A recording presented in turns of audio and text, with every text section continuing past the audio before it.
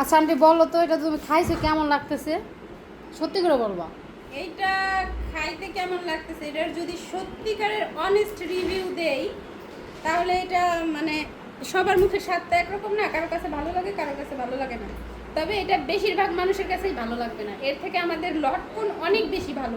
এই যে কিছু কিছু ফাটরা ব্লগাররা আছে যাই সেই স্বাদ, এই যে এইগুলোর কারণে এটা আজকে আমি এটা এত দূরে থেকে যুদ্ধ করে একরকমের এটা আনানো হয়েছে।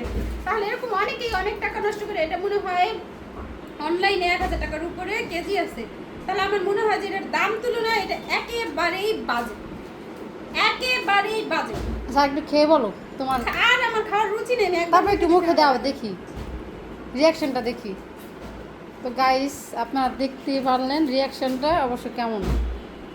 এটা মধ্যে আর একটু লবণ দিতে হইব, তাহলে যদি নতুন লাগে। মানে কি স্বাদ, মনে হয় কি জানি কাঁচা কাঁচা কি জানি খাইলাম, চাবাইলাম। ঠোঁট